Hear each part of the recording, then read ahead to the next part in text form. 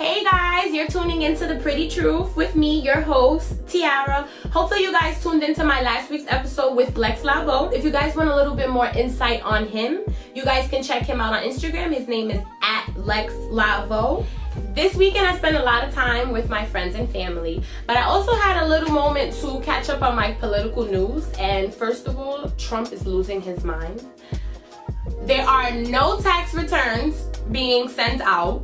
We have government employees still required to go to work even though they're not being paid. And all of this for a wall? Please, please, please slide into my DMs @TiaraLaritza and tell me your opinion a little bit about what's going on in the government and also what do you think about Trump. Up next, I will be having a one-on-one interview with the one and only Ebony Troncoso. Stay tuned.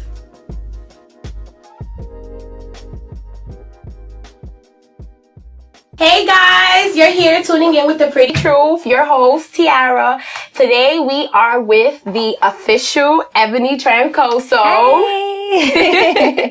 Today we're going to be touching bases on her books and also a little bit more about how she got started and things like that for any aspiring authors. Let's get right into it, guys.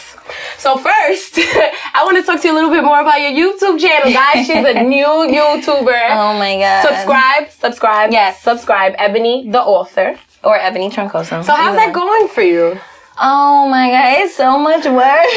The event I went to Friday, I literally came home and was like, I'm gonna edit this, put it up tonight. It took me almost 2 hours. To edit one video, and it was 6 minutes, a 6-minute video.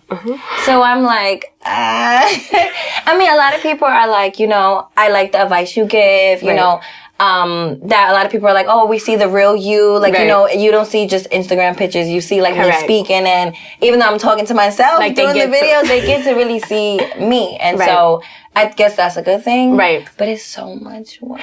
I feel like with the YouTube channel, even though to me, because I already like, you know, personally know you for your good personality and stuff, like, I feel like the YouTube channel made you so much more, like, personable. Yeah, because a lot of people didn't know, like, unless they see me and they're like, oh my God, like, at my event last year, they were like, oh my God, like, you're so nice to be an author. Yeah. And I was like, well, what does that mean? Like, what does that even mean? Probably the industry probably makes them ugly. And they're like, you know, you see people and they don't, you know, they don't really seem, like so they were like, no, you're actually like that. And I was like, good. And also, I think it's very important because she like, without even trying to, like, she motivates you to want to write a book, one. And two, you know, it's good for aspiring authors. And, you know, it's a channel that is very informative. Besides it being, like, her showing you the real her. So I do think you guys need to tune in. Again, you said, how's the best way for them to find you on YouTube? Ebony Troncoso. It'll pop up one of them. Okay. Make sure you guys subscribe. Yes. Alrighty. So if you could name like one person or more so like a group of people who have always, you know, believed in your dreams, supported you, who would it be? Definitely my family. Definitely, because I feel like no matter what I could go through, they're like always there. Right. Like, it doesn't matter if I go broke today or if I move out and a few months later, they're like, I gotta come back home. They'll always be there. Right. And I feel like that was major because nobody knew I was really writing a book. Right. So for them to know, and they was like, come on, keep doing it. Yeah. So they were really pushing me. So that was like huge. And that's so dope. Like, a lot of the guests that I get, they, you know, I always have to make that question so general because like, you know, you always have like a whole bunch of people to think, and I think that is super dope when you have someone like that. Like, I like getting that answer back simply because, you know, to me it's such an unfortunate thing when you have a dream and like nobody's pushing you. Yeah, because it could really discourage you. Yeah, like, you'll just give up. Seriously. Yeah. Seriously. So, family. Yep. And, okay, how did you get, so guys, I do want to inform you guys, she does have a business besides being an author, two times. She has a aspiring author business. So basically it's called Aspired Dreams LLC. Yes. So you guys can check her out for all of your, you know, startup questions in regards to how to start a book, consultations, things like that. So how did you get started into that? What made you want to, besides writing the book, what made you want to show people how to actually get it done? So when I first dropped the first book, it took me mad long to get it published. And I'm like, bro, why is this taking so long? Like, me and the illustrator, like I put on my YouTube channel, we was up like 3 o'clock in the morning. Mind you, I had to go to work, I had to go to school. But I was like, this book needs to hit. Like, this book is going to hit. And so when we finally got it, I'm like, like, that's it. Like, it was so easy. So I don't know why in that year I was supposed to graduate. Okay. And like a week before I was supposed to like go in and like graduate officially, they were like, oh no, like we overlooked it and you got to take 3 more credits. And I was sick. So I was like, all right, you know what? Not going to graduate now. But when I do graduate, you know, I need to put my degree to use. And so that's when I came up with that. First it was called Dream Catchers. Okay. But when I went to go file as an LLC, it was taken. Oh gosh. So after I done launched it, I already produced the book underneath that name. Didn't even have the LLC yet. So when I went to go, like, all right, people might sue me now. So let me go and be legal. And fix it. I had to do everything over. Had to get a new logo. Had to do my website over. I had to get a new domain. Had to do everything over. Because you couldn't. And so now I was like, let me do it the right way. Right. And so that's when I did it. And I was like, if this was easy for me, I can do this for people all day long. And actually using my degree. Right. And so that's what I did. You guys need to definitely check her out. I think that's super dope. One, because for anyone who's in their industry and still want to promote someone else to, you know, join the light side, not the dark side, the light side. You know, I think that's super dope and also very selfless.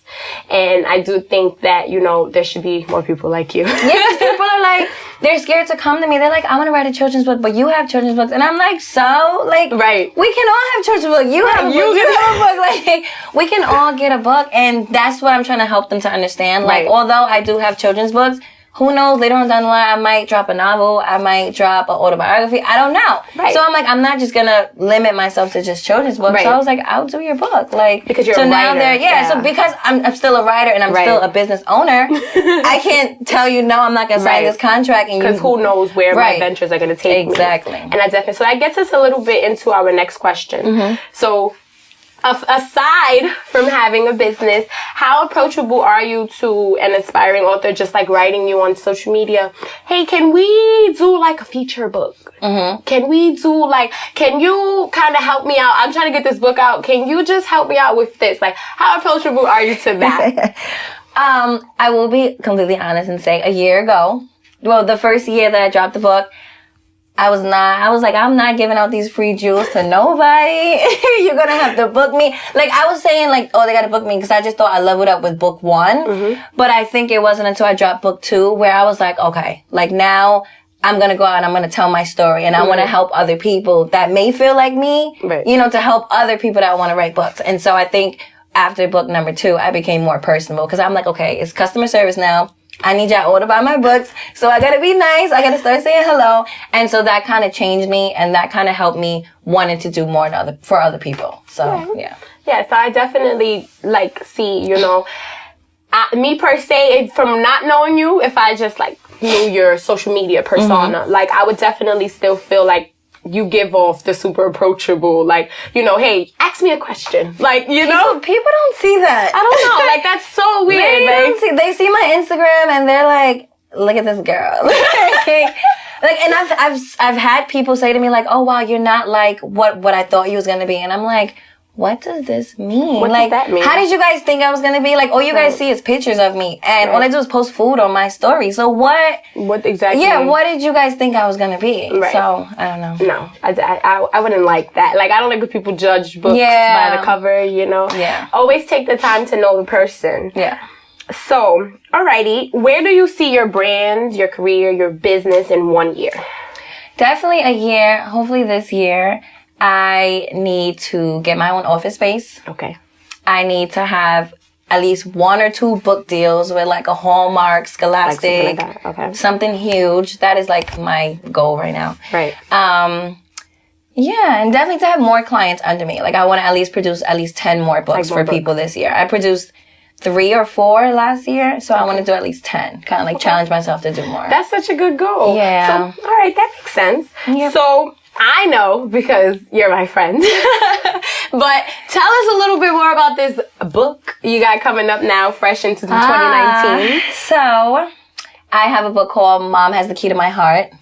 Yes. All my friends have sons. Okay. And they supported me with the last 2 books just because I'm their friend. Okay. But now I actually have a book coming out for them so that they can relate to, you know, them being a mother of a young boy. And so basically the book is kind of like, how can I say this?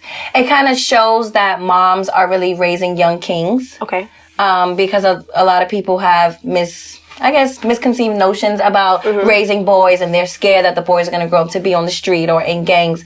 And my book is not going to be centered around that. It's going to be like, okay, I'm raising my son so that he can love and that he's fearful of God and just things like that men should have. Aww. Yeah.